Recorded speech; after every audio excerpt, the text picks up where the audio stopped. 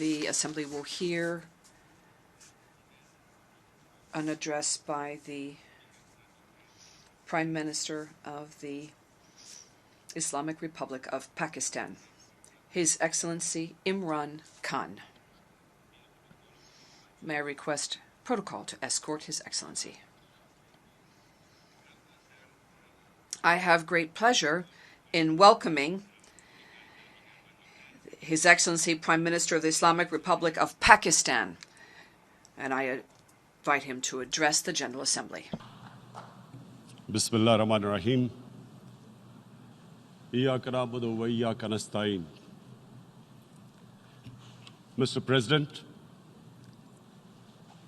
Honorable Secretary General, Excellencies, ladies and gentlemen, I feel honored today to represent my country at this forum of world leaders, where we have a chance to discuss problems that the world is facing. I want to talk about a lot of problems, but just 4 today. And I especially came to this forum despite a difficult time in my country, facing challenges. I would not have come, but because I feel that there are some very urgent problems which the world must address.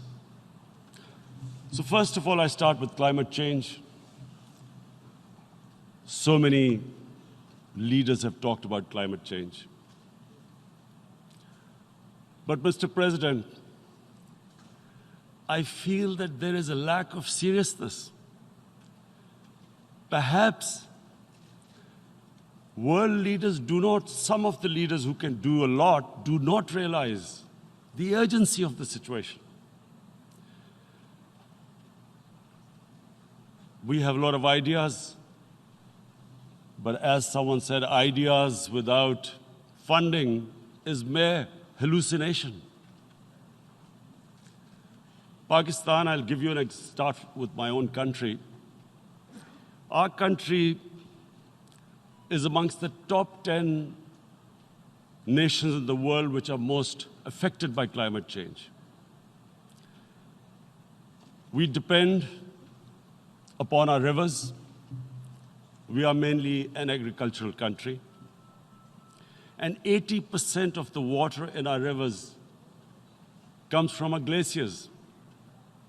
The glaciers, not just on the Pakistani side, even India.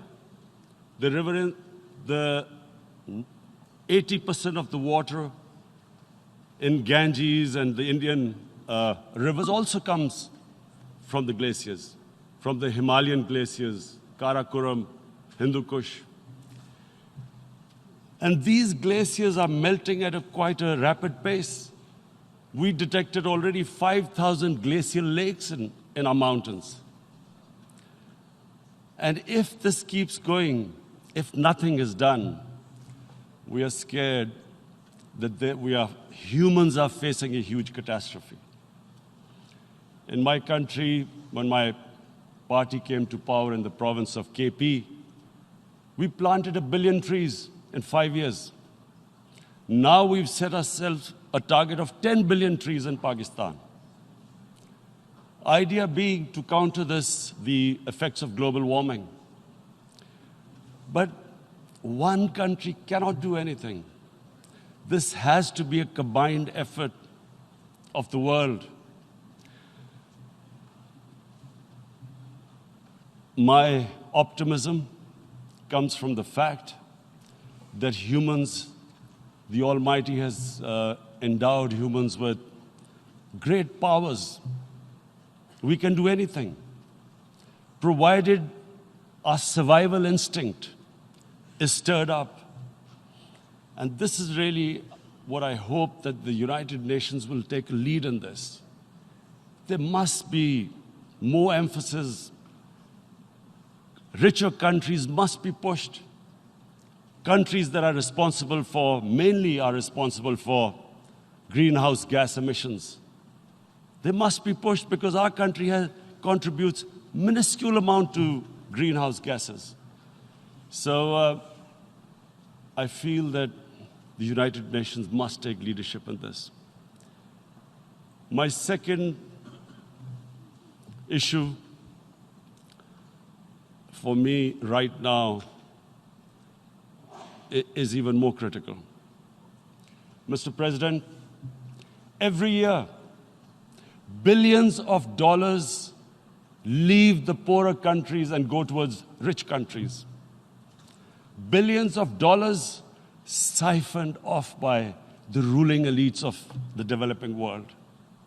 And they find their way into Western bank accounts, offshore accounts, tax havens, expensive properties hidden behind companies bought in Western capitals. Mr. President, this is devastating the developing world. This is causing more poverty, debts. It's impoverishing the developing world. The difference between rich and poor countries is growing because of this. Money laundering, which happens because money leaves the poorer countries into rich countries, is not treated the same as, for instance, money from drugs or terror financing. The seriousness which terror financing and money from drugs, the way it is treated, it's not the same. The way the poor countries are being plundered by their elites. It's not happening.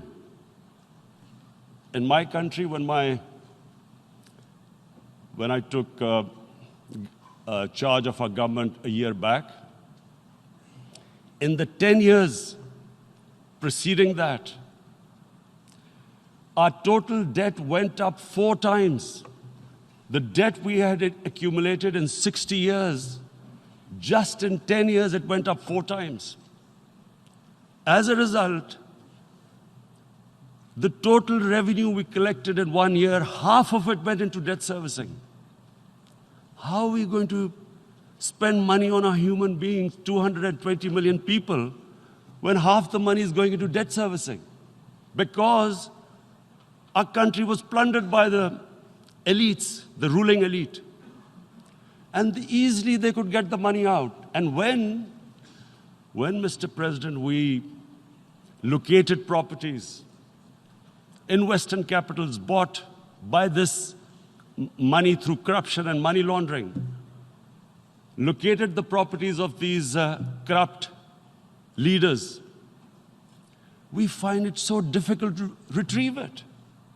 That money, if we retrieved that money, we could spend on our human beings.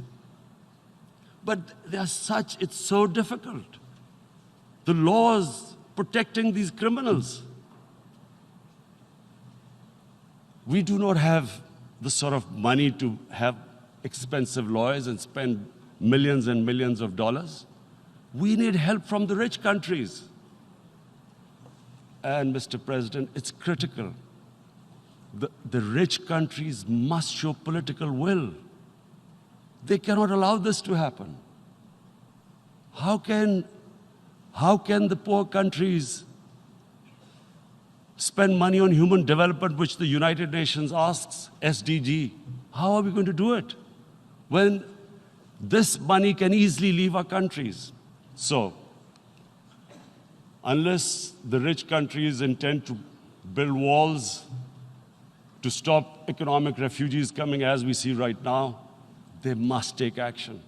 They must take action now. It must be a deterrent. Corrupt ruling elites should not be able to take money out easily and park it into foreign bank accounts and into these properties abroad. And I never understand why. Why do we have these tax havens? Why is this allowed?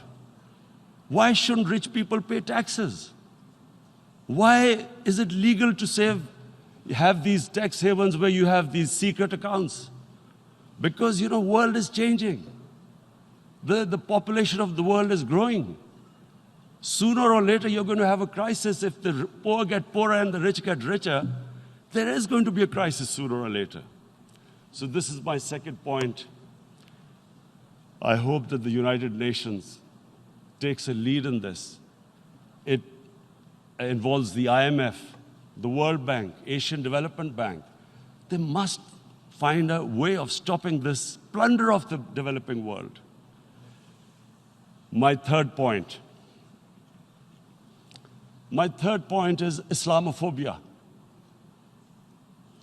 There are 1.3 billion Muslims in this world. There are millions of Muslims living in other countries, European countries, in the US, as minorities. Islamophobia, since 9/11, has grown at a pace where it is alarming. Human communities live together. There should be understanding amongst them. But Islamophobia is creating a division. Muslim women wearing hijab, it's become an issue. It's become an issue in some countries. Hijab is some sort of a weapon.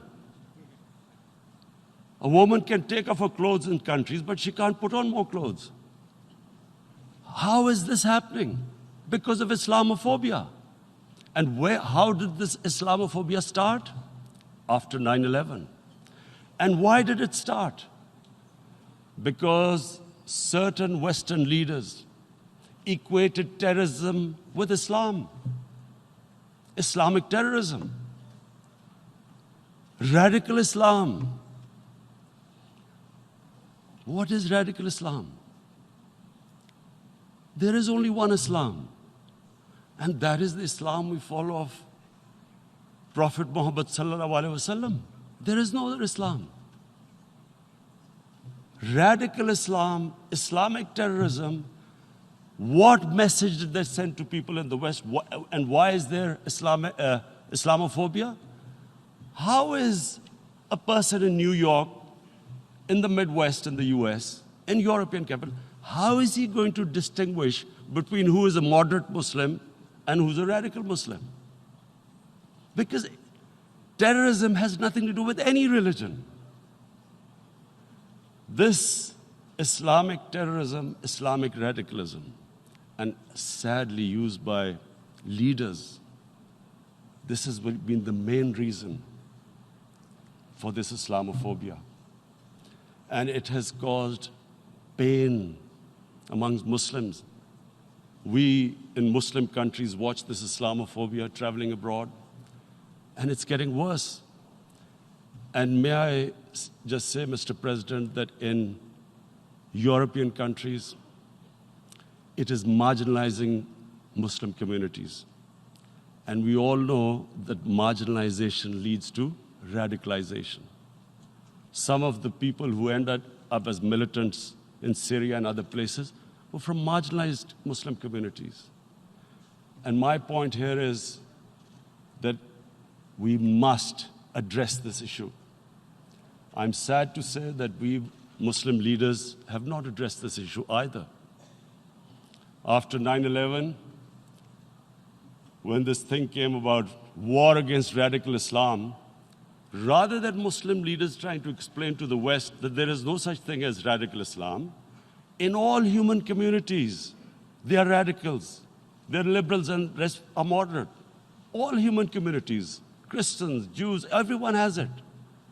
But Islam is not radical, neither Judaism, neither Christianity, neither Hinduism. No religion preaches radicalism. The basis of all religion is compassion and justice, which differentiates us from the animal kingdom. But unfortunately, the Muslim leadership was so scared of being called radical Islam that all of them became moderates. In Pakistan, we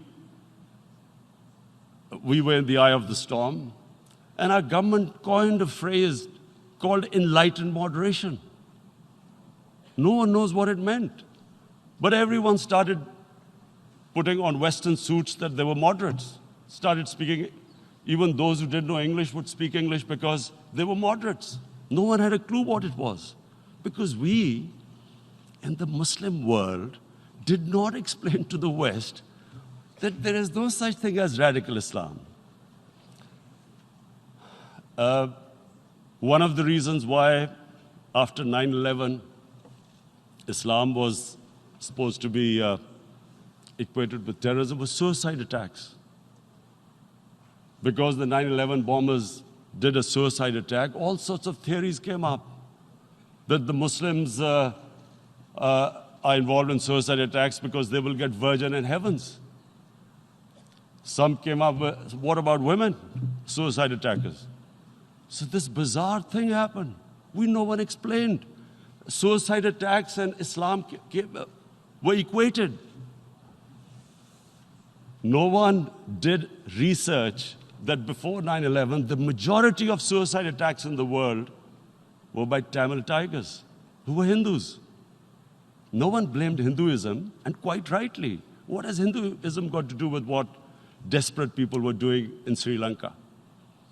We all know we've seen films about Japanese kamikaze pilots at the end of the Second World War doing suicide attacks. No one blamed the religion. But here we were trying to prove we were moderates and not explaining to the West. But the most important thing I wanted to say here today, in explaining this Islamophobia, Mr. President, and I feel it's very important because I've spent, because of I played professional sport in England, I spent a lot of time there. So I know how the Western mind works and how West views religion. So where the misunderstanding about Islam came. And one of the reasons it caused Islamophobia. That was, in 1989, this book was published, maligning, insulting, ridiculing our Prophet Muhammad sallallahu alaihi wasallam. And there was a reaction in the Muslim world. The West couldn't understand what was the problem. Because in the West, because I have spent so much time in the West, religion is perceived completely differently. They don't look upon religion like we do. And so, Islam was supposed to be an intolerant religion. It was against freedom of expression. And Islam took a real beating 30 years ago. I still remember it became a watershed. And every 2 or 3 years, someone would malign our Prophet, peace be upon him. There would be a reaction by the Muslims. And again, it was Islam, an intolerant religion. Again, this time, I blame a certain section of the people in the West who deliberately provoked this, knowing the impact it would have. But the majority of the people in the West didn't understand. This is where, again, Muslim leadership let the Muslims down. We should have explained to them what our Prophet, peace be upon him, means to us. So in 1 minute, I'll try and explain what he means to us. Our Prophet was the witness to the divine book, the Holy Quran. The Holy Quran is the book of guidance for Muslims, and the Prophet's life was living the Quran. He was an example of what the Quran guided us to be. So he is the ideal we all try to get to. The Prophet created the state of Medina, the first state in Islam. That state was the basis of a Muslim civilization which became the predominant civilization for the next 700 years. And what was that state? I hear such strange things about Islam, that it is against women, it's against minorities. The first state of Islam in Medina, it was the first time a welfare state was set up. The state took responsibility of the weak, widows, orphans, poor people, handicapped. It taxed the rich, spent the money on the poor. The state announced that all human beings are children of Adam, hence equal, whatever the color of their skin. the state announced, the Prophet announced that, and slavery, the whole system depended on slavery as it did for many years in the Western societies. The Prophet said that one of the greatest deeds is to free a slave. But because the society depended on slavery, he said, but if you have to, treat them as an equal member of the family. And as a result, something happened in a Muslim world which hasn't happened in any other civilization. Slave dynasties appeared. Slaves became kings. The Mamluks, slaves who ruled Egypt. In India, there were slave dynasties. And then, with minorities, again, you hear that Islam is supposed to be against minorities. Let me just make this clear. In Islam, the Prophet announced that everyone was free to practice his religion.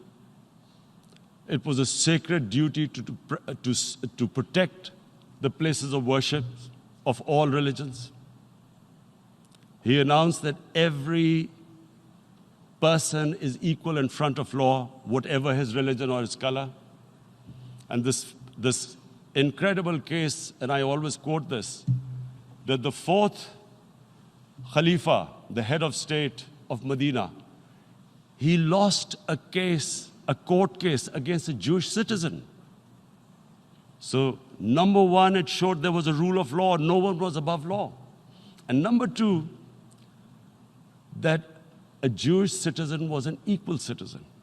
So, Mr. President, when a Muslim society is unjust to its minorities, it is going against the religion of Islam and our Prophet, peace be upon him.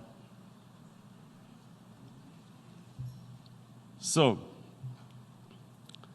it is important to understand this. The Prophet lives in our hearts. When he's ridiculed, when he's insulted, it hurts. As we human beings understand one thing: the pain of the heart is far, far, far more hurtful than physical pain. And that's why the Muslims react. And I always thought that if I ever had the stage, I would try and explain this to the world community, especially to the Western community, because having lived in the Western community, people didn't understand this. When I first went as a teenager to England, there was a comedy film on Jesus Christ. It's unthinkable in Muslim societies. So we need to explain that, look, in a human community, we must be sensitive to what causes pain to other human beings. We have, in the Western society, and quite rightly, the Holocaust is treated with sensitivity because it gives the Jewish community pain. That's all we ask. That do not use freedom of speech to cause us pain by insulting our holy prophet. That's all we want. And now, the number fourth point, Mr. President, and this is the most critical point, is the reason why I especially came here. It is about what is happening in Kashmir. Before I go on this, I want to make one thing clear, that when we came to power, my first priority was that Pakistan would be a country which will try its best to bring peace. We had been through this war on terror. We joined the United States war on terror after 2001. And Pakistan went through one of its worst periods where 70,000 Pakistanis died and over 150 billion was lost to our economy. And Mr. President, I opposed the war because in the 80s, Pakistan had joined the Western countries in what was the freedom struggle then in Afghanistan against the Soviets. And it was funded by the Western countries. These Mujahideen groups, which were treated in guerrilla warfare, were trained by Pakistan Army, funded by the Western countries, and especially US, and they waged what was a freedom struggle in Afghanistan. The Soviets called them terrorists. We called them freedom fighters. 1989, the Soviets retreated. The Americans packed up and left. Pakistan was left with these groups. Come 9/11, Pakistan joined the United States in this war on terror.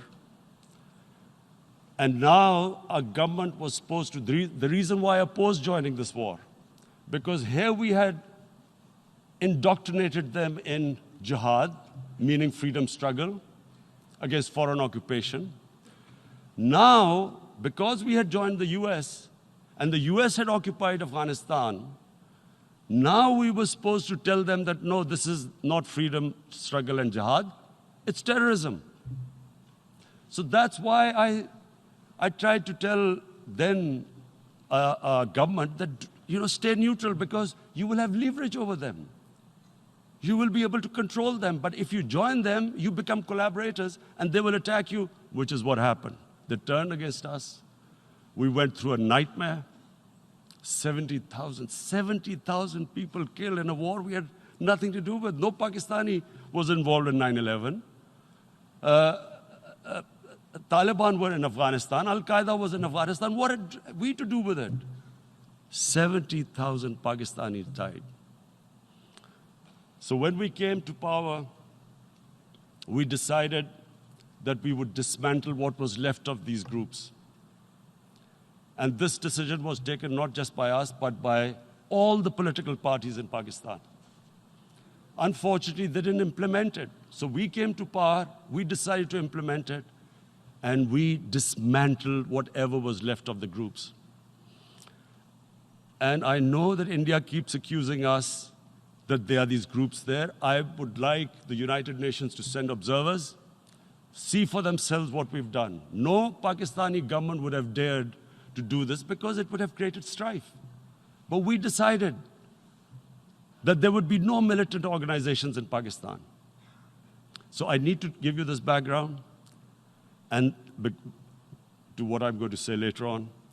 And secondly, we started mending fences. I invited the Afghan president. We developed a relationship with Afghanistan. We had problems with Iran. We mended fences there. And then India. Now let me just give you a little background about my relationship with India. Because of cricket, and cricket being it's a passion in the subcontinent, I had great following in India. I have friends in India, and I loved going to India. So immediately, when my party came to power, the first thing we did was to immediately reach out to India. And I spoke to President Modi, and I said, look, we have similar problems. Climate change, poverty. Let's get together. Let's resolve our differences through trade. Let's build a relationship on trust. Prime Minister Modi told me that, there were terrorist attacks from Pakistan. I said, we have problems with you. There are terrorist attacks which we know are instigated by India in Balochistan. We caught a spy, Kulbhushan Yadav, who admitted what the sabotage going on in Karachi and Balochistan. So we said, look, let's leave that behind. Let's move forward. Our main priority should be our people. The highest number of poor people live in the Indian subcontinent. Unfortunately, didn't make any headways. Our foreign ministers were supposed to meet on this in the UNGA last year. India canceled it. We thought that it's their election coming up. It's a nationalist, ultra-nationalist party. it doesn't want to cozy up to Pakistan. So we thought, okay, we'll wait till the elections. Meanwhile, a 20-year-old Kashmiri boy, whose father said was radicalized by the security forces in Kashmir, blew himself up on an Indian convoy. Immediately, India blamed us.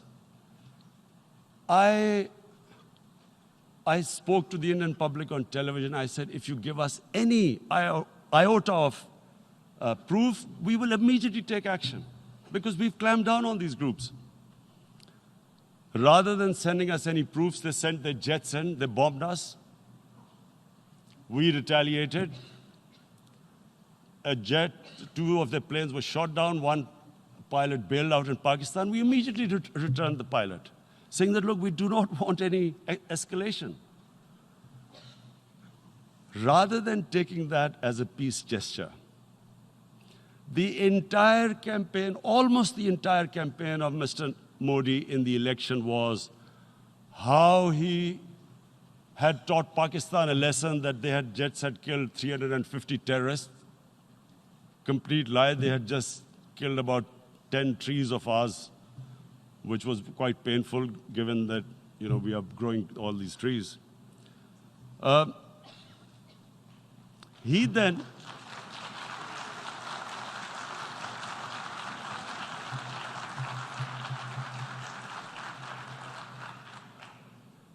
the election campaign, Mr. Modi used words like, this is just a trailer, the movie is about to start.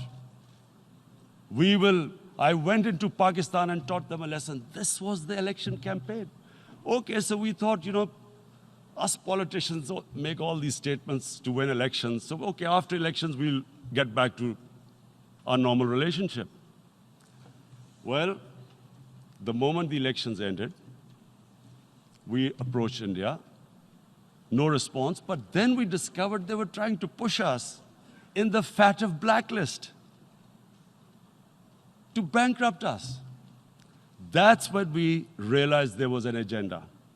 And that agenda became obvious on the 5th August when India went against 11 United Nations Security Council resolutions, which say that Kashmir is a disputed territory and the people of Kashmir have the right of self-determination.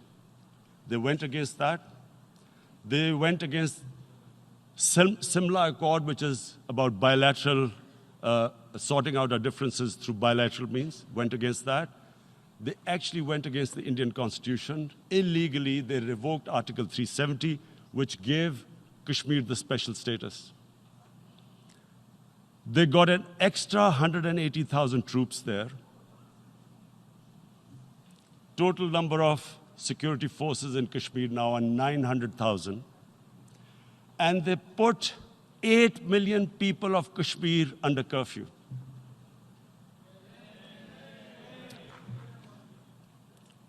Mr. President, now I just briefly want to make the people understand, how can anyone do something like this? And for that, I have to explain to you what is RSS. RSS, Mr. Narendra Modi is a life member of RSS. RSS was an organization that was inspired by Adolf Hitler and Mussolini, came about in 1925. They believed in racial purity, racial superiority. They also believed they were an Aryan race like the Nazi believed they were an Aryan race. All that I'm saying can be verified. This is the time of information revolution. You can Google all this, what I'm saying. But it is very important for me to explain this to you so you know what is happening in India. This RSS believed in the ethnic cleansing of Muslims from India. At one point, there was racial superiority of the Hindu race.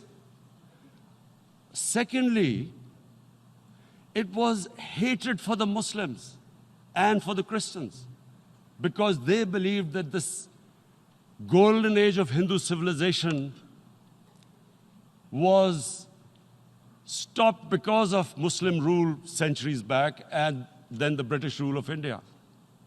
So it was racial superiority and hatred for Muslims and Christians. This is openly stated. You look at the founding fathers of RSS, Golwalkar and Savarkar. Just Google them and you'll find out. And this ideology of hate is what murdered the great Mahatma Gandhi in 1948.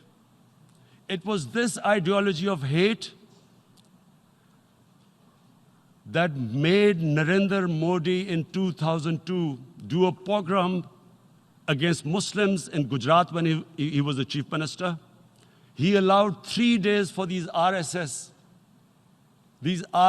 goons who were inspired by the Hitler brown shirts. They actually wear brown shirts. This RSS, the Congress Home Minister gave a statement that in RSS camps, terrorists are being trained. And these terrorists butchered 2,000 Muslims and 150,000 Muslims were made homeless. Narendra Modi could not travel to the US because of that. And I need to make you understand this background before I explain to you that what sort of a mindset would lay siege to 8 million people with 900,000 troops. Women, children, sick people, locked in as animals. In fact, of what I know of England, if 8 million animals were locked in, the RSPCA would have made a lot of noise about it. These are human beings.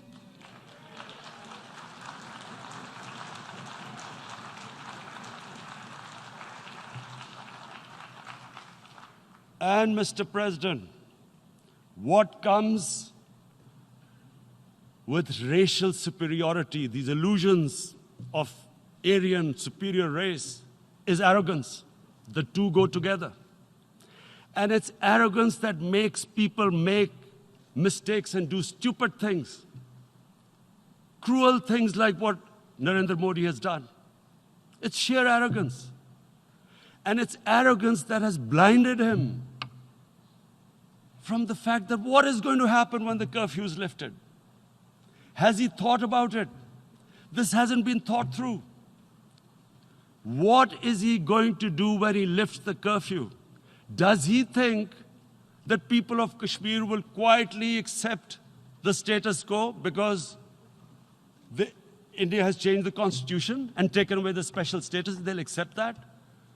Mr. President, 100,000 Kashmiris have died in the past 30 years because they were denied the right given by the United Nations, the right for self-determination. 100,000 have died and 11,000 women have been raped. There are 2 United Nations human rights reports on this. The world hasn't done anything because India is a huge market, 1.2 billion people. Sadly, the material prevails over the human. But this has serious consequences. Again, I repeat, that's why I'm here. Look, what is going to happen when the curfew is lifted will be a bloodbath. The people will come out. There are 900,000 troops there. They haven't come to, as Narendra Modi says, he's done this for prosperity of Kashmir. This is supposed to be for the development. These 900,000 troops, what are they going to do when they come out? There'll be a bloodbath. Has he thought it through what happens then? Mr. President, has anyone thought that what happens when there is a bloodbath? What do you think the impact will have on people of Kashmir. What do you think they will think? The way they have been boxed in their houses, treated like worse than animals, no rights. Thousands of all the political leadership has been arrested, taken out of Kashmir. Even those Kashmiri leaders who were pro-India have been taken out. 13,000 boys have been picked up and taken to God knows which destinations. So what do they think? What will the people of Kashmir do when they lift the curfew? They will be out in the streets. And what will these soldiers do? They will shoot them. They've already used pellet guns, blinded young boys. In the last 6 years, the 5 years, the oppression that has gone on in Kashmir. And so, Kashmiris will be further radicalized. Mr. President, there will be another Pulwama. And guess what? India will blame us. They're already blaming us. They're saying all this is happening because of Pakistan. One of their defense ministers said, there are 500 terrorists lined up on the border to go in. Why would Pakistan send 500 terrorists when there are 900,000 troops? What impact are they going to make? What will they do? And why don't we know that the moment there is some terrorist attack, all that will happen is there'll be further cruelty and oppression of the people of Kashmir. We will just give the 900,000 troops to further crush the people of Kashmir.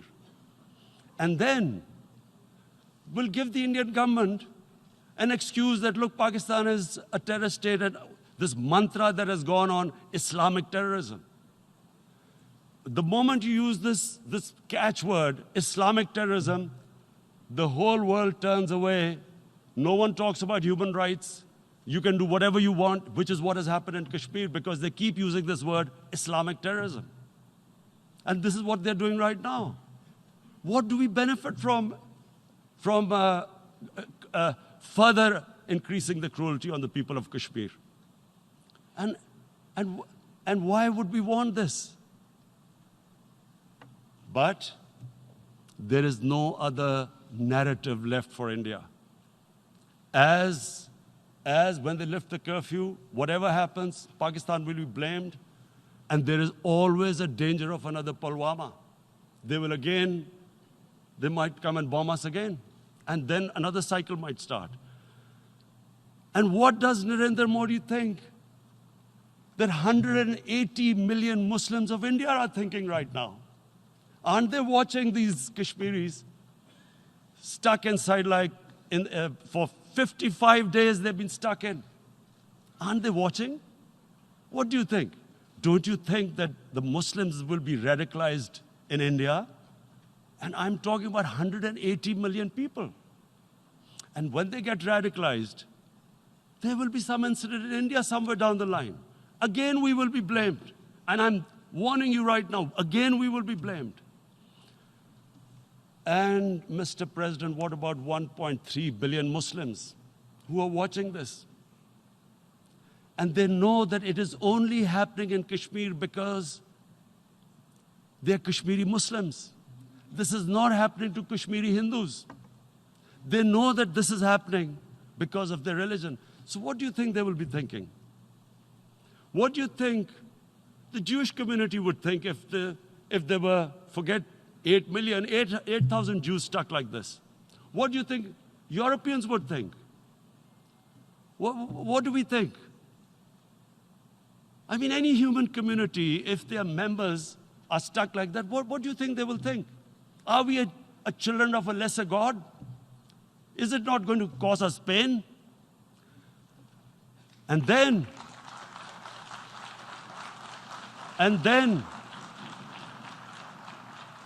I'll tell you what will happen. People will, in the 1.3 billion Muslims, someone will pick up arms. I know we've been brought up with films, Western films. This good, decent guy doesn't get justice. He decides to pick up a gun and start seeking justice. There was a film made in New York, famous film called Death Wish. This guy gets mugged by and his family, his wife gets killed or something. He can't get justice. He picks up a gun and he goes around shooting muggers. And the whole cinema cheers him on. So what do you think the Muslims are thinking right now? If there is a bloodbath, there will be Muslims becoming radicals, not because of Islam, but because of what they will see, that there's no justice when it comes to Muslims. There were Rohingya Muslims, Myanmar, who are, God knows, almost 1 million people out, ethnic cleansing. What was the response of the world community? So what do you think will be the response of 1.3 billion Muslims? I picture myself. I'm in Kashmir. I've been locked up for 55 days. I have heard about, and there are rapes, Indian Army going into homes, soldiers. Would I want to live this humiliation? Would I want to live like that? I would pick up a gun. You're forcing people. You are forcing people into radicalization. When people lose the will to live, what is there to live for? And this is what, if you can do this to human beings, you are actually radicalizing people. And so, Mr. President, I want to repeat here, this is one of the most critical times. There will be a reaction to this. Pakistan will be blamed. 2 nuclear-armed countries will come face to face like we came in February. And before we head in that direction, the United Nations has a responsibility. This is why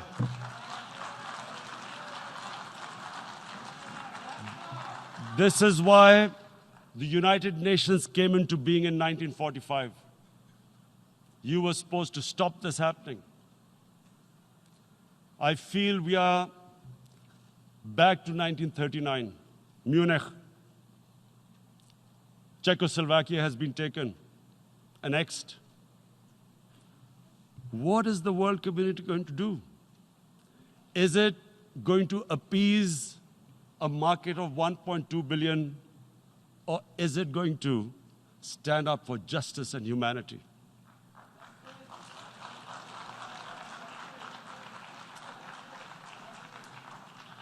If this goes wrong, you hope for the best, but be prepared for the worst.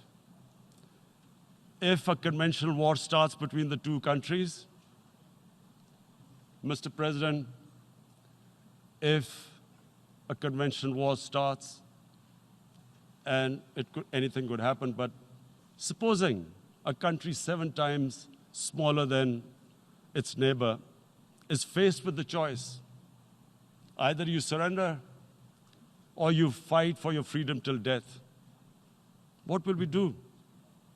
I ask myself this question.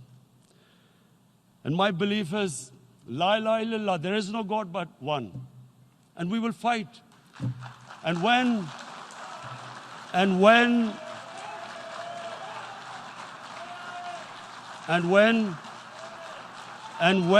a nuclear-armed country fights to the end, it will have consequences far beyond the borders.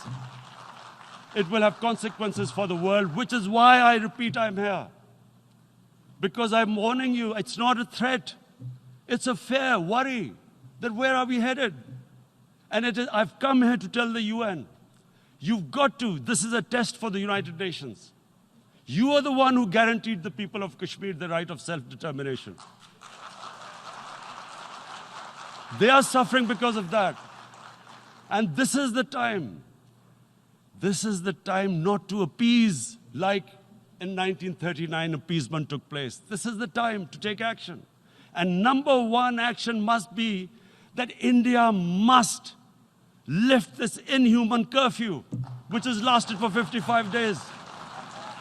It must free. It must free all political prisoners, and especially those 13,000 boys that have been picked up. Parents don't know where they've disappeared. And then the world community must give the people of Kashmir their right of self-determination. Thank you.